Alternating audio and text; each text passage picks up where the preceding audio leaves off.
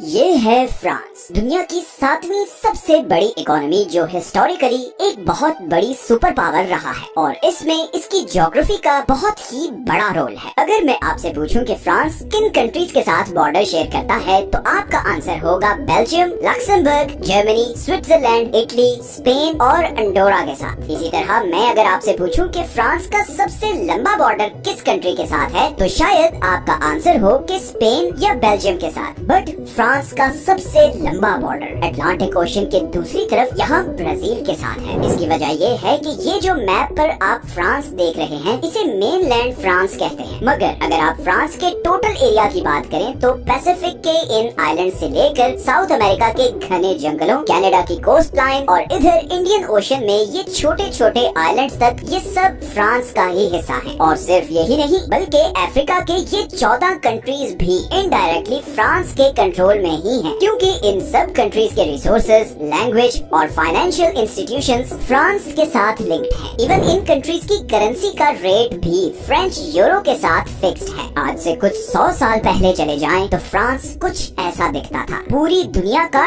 10% land area French empire के control में था। अफ्रीका से लेकर साउथ ईस्ट एशिया तक फ्रेंच एम्पायर का ही सिक्का चलता था। फ्रांस हमेशा से यूरोप का सबसे ज्यादा पॉपुलेशन वाला कंट्री रहा है। 17th सेंचुरी तक यूरोप में हर 5 में से एक आदमी फ्रेंच होता था, लेकिन फिर वॉर्स और फ्रेंच रेवोल्यूशन में तकरीबन 20 लाख लोग मारे गए और फिर वर्ल्ड वॉर 1 में भी 12 से 13 लाख फ्रेंच मारे गए, जिसके बाद फ्रेंच पॉपुलेशन बहुत कम हो गई। और इसी का हल निकालने के लिए 1960s और 70s में फ्रांस ने इन आइलैंड से हजारों बच्चे किडनैप किए और उन्हें मेनलैंड फ्रांस लेकर गए ताकि अपनी गिरती हुई पॉपुलेशन को बूस्ट कर सके। खैर, फ्रेंच एम्पायर पर तो एक सेपरेट वीडियो में बात करेंगे। आज की वीडियो में हम देखते हैं कि फ्रांस की ज्योग्राफी ने उसे इतना अमीर, पावरफुल और डेवलप्ड कंट्री कैसे बनाया।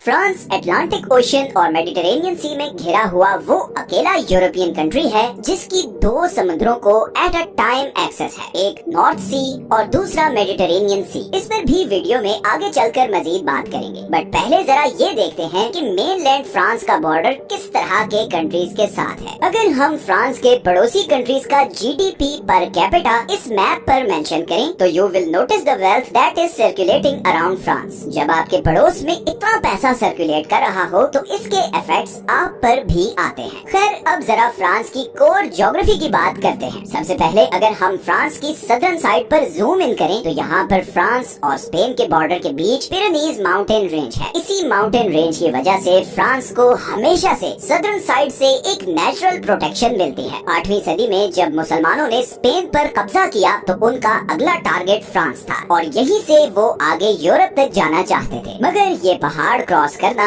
बहुत ही मुश्किल काम था। मुस्लिम आर्मीज ये फ्लैट एरिया तो क्रॉस करके यहाँ तक पहुँच गए, मगर पिरेनीज रेंज का सारा एरिया उनके लिए बहुत मुश्किल साबित हुआ और वो फ्रांस को कॉन्कर नहीं कर सके। ऑब्वियसली इसमें और भी बहुत से फैक्टर्स थे, but geography did play a very important role. इसी तरह फ्रांस की साउथ ईस्टर्न साइड पर इटली के बॉर्डर के साथ एल्प माउंटेन रेंज है। एल्प यूरोप की सबसे ऊंची माउंटेन रेंज है और ये 8 कंट्रीज तक फैली हुई है। इन्हीं पहाड़ों की वजह से फ्रांस की आधी ईस्टर्न साइड भी सेफ हो जाती है और फिर बाकी ईस्टर्न साइड ये राइन रिवर की वजह से सेफ हो जाती है, जो फ्रांस और जर्मनी को डिवाइड करता है। ऐसे में बस ये नॉर्दर्न एरिया ही बचता है जो बिल्कुल फ्लैट है और हिस्टोरिकली यही वो बॉर्डर है जहाँ से 3 दफा फ्रांस पर जर्मनी ने अटैक किया था। एक दफा 1870 में, फिर 1914 में और फिर फाइनली 1939 में वर्ल्ड वॉर 2 के दौरान। इसके अलावा फ्रांस ऑलमोस्ट हर साइड से नेचुरली प्रोटेक्टेड है। इसी तरह अगर हम फ्रांस की नॉर्थ वेस्टर्न साइड पर आएं तो ये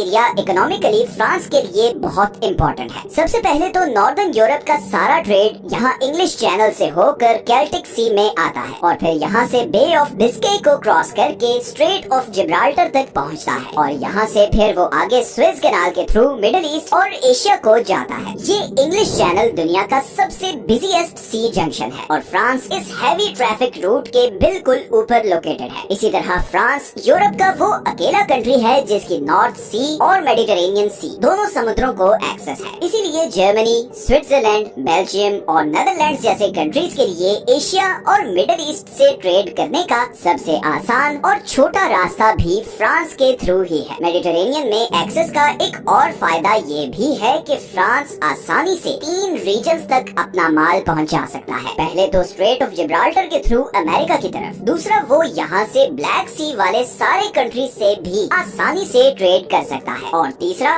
वो यहाँ स्विस कैनाल के थ्रू सारी ईस्टर्न और मिडिल ईस्टर्न मार्केट से भी ट्रेड कर सकता है। और इससे भी बड़ा एडवांटेज ये है कि वो एशिया और मिडिल ईस्ट से यहाँ सेंट लुइस पोर्ट पर आने वाला सारा माल आसानी से राइन रिवर के थ्रू फ्रांस के सेंटर और बाकी यूरोपियन कंट्रीज तक पहुँचा सकता है। इसी तरह फ्रांस की सारी वेस्टर्न साइड पर अटलांटिक ओशन है, जिसकी वजह से उसे नॉर्थ और साउथ अमेरिका तक भी डायरेक्ट एक्सेस है। अब अगर हम इंग्लिश चैनल की तरफ वापस आएं तो यहाँ फ्रांस की वेस्टर्न साइड पर ब्रिटेन है, दुनिया की छठी सबसे बड़ी इकोनॉमी। इन दोनों कंट्रीज ने आपस में ट्रेड को बूस्ट करने के लिए एक रेल